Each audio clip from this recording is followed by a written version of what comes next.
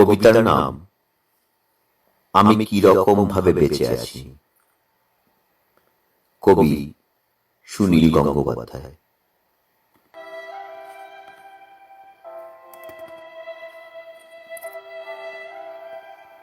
আমি কি রকম ভাবে বেঁচে আছি তুই এসে দেখে যা নিখিলেশ। এই কি মানুষ জন্ম, নাকি শেষ পরহিত খংখালের পাশা খেলা। প্রতি সন্ধ্যাবেলা আমার বুকের মধ্যে হাওয়া ঘুরে ওঠে, হৃদয়কে অবহেলা করে রক্ত। আমি মানুষের পায়ের কাছে কুকুর হয়ে বসে থাকি, তার ভেতরের কুকুরটাকে দেখব বলে। আমি আক্রোশে হেসে উঠি না। আমি ছাড় পোকার পাশে ছাড় পোকা হয়ে হাঁটি, মশা হয়ে উড়ি একদল মশার সঙ্গে। খাঁটি অন্ধকারে স্ত্রীলোকের খুব মধ্যে ডুব দিয়ে দেখেছি দেশলাই জেলে। ও গায়ে আমার কোনো ঘর বাড়ি নেই। আমি স্বপ্নের মধ্যে বাবুদের বাড়ির ছেলে সেজে গিয়েছি রঙ্গালয়ে। পরাগের মতো ফুঁ দিয়ে উড়িয়েছি দৃশ্যলোক। ঘামে ছিল না এমন গন্ধ যাতে ক্রোধে চলে উঠতে পারা যায়। নিখিলেশ, তুই একে কি বলবি?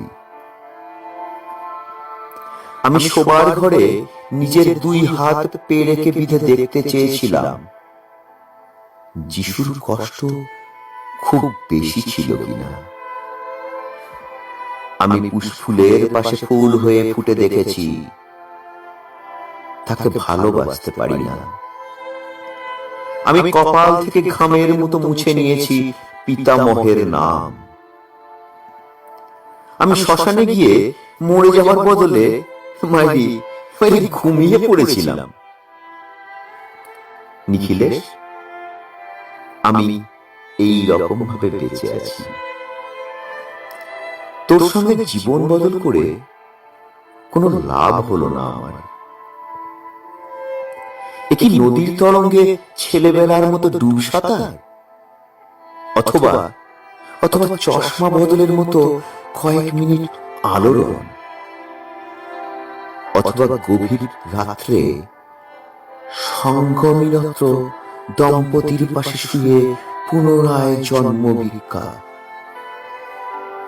কেননা কোনো সময় নেই। আমার ঘরের দেওয়ালের চুন ভাঙা দাগটিও বড় প্রিয়। মৃত গাছটির পাশে উত্তরের হাওয়ার কিছুটা মায়া লেগে ভুল নাম ভুল স্বপ্ন থেকে বাইরে এসে দেখি উই পোকায় খেয়ে গেছে চিঠির বান্ডিল। তবু অক্লেশে হলুদকে হলুদ বলে ডাকতে পারি। আমি সর্বস্ব বন্ধক দিয়ে একবার একটি মুহূর্ত চেয়েছিলাম, একটি ব্যক্তিগত জিরো আওয়ার। ইচ্ছে ছিল না জানাবার এই বিশেষ কথাটা তোকে।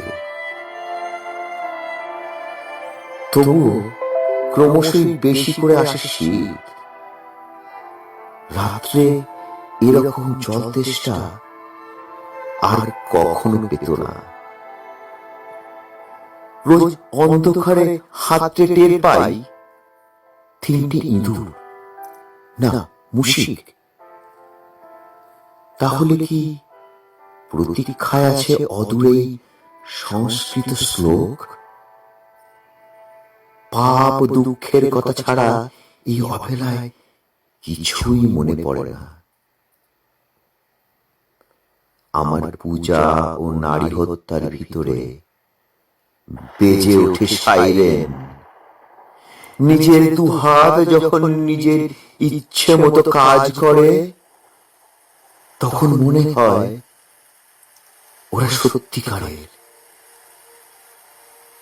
আজকাল আমার নিজের চোখ দুটো মনে হয় এক পলক সত্যি চোখ। এরকম সত্য,